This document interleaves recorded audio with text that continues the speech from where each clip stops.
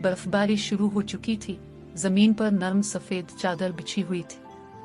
आसमान गहरे सुरमई रंग का था और ठंडी हुआ दरख्तों के दरमियान सनसनाती फिर रही थी।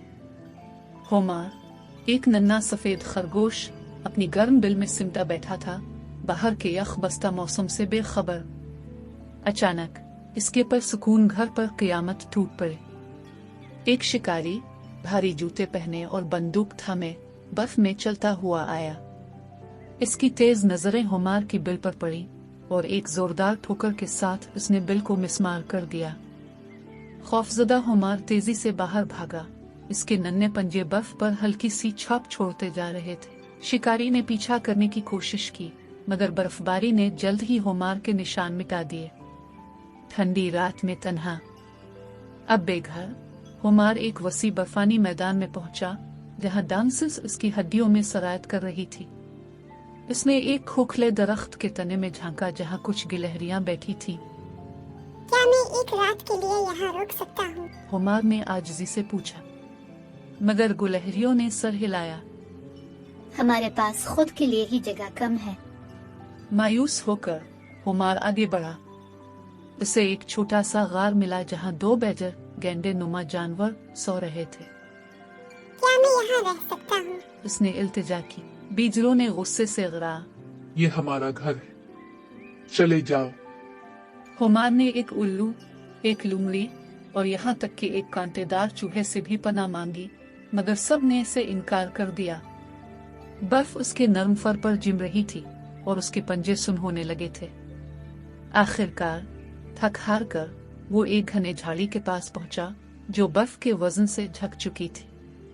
इसके शाखें नीचे गिरी हुई थी, जैसे कोई छोटा सा सायेदार कोना बना रही हो। होमार ने झाड़ी के नीचे घुसकर खुद को बर्फ में दबाया, कांपते हुए खुद को समेट लिया। बाहर हुआ जोर जोर से चल रही थी, मगर वो इतना थक चुका था कि मुजाहमत न कर सका। इसकी आंखें बंद हो गई और वो गहरी नींद में चला गया।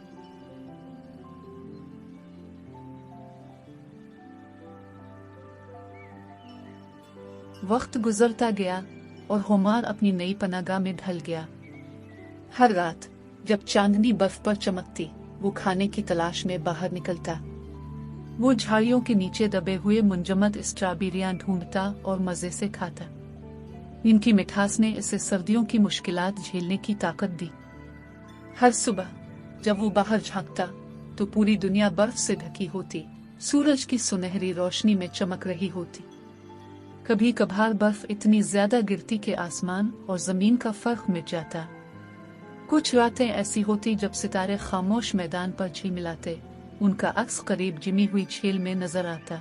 एक रात होमार ने आसमान में रंग बिरंगी रोशनियों को नाचते देखा। ये शुमाली रोशनियों का जादुई मंजर था।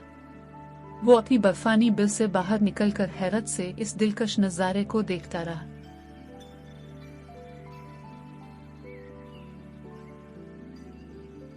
हफ्ते गुजरते गए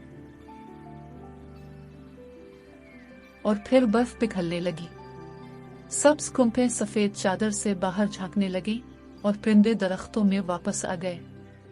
होमार ने अपने पंजे फैलाए, अपने कान खड़े किए और गहरी सांस ली। इसका तवील और तन्हा सर्दी का मौसम खत्म हो चुका था, मगर उसने अपनी पनाह खुद बनाई थी जब किसी ने इसे जगह देने से इनकार कर दिया था। अब जबकि मैदान एक बार फिर जिंदगी से भर रहा था, होमार ने एक लंबी छलांग लगाई, नई मुहिम जोई के लिए तैयार। Damn.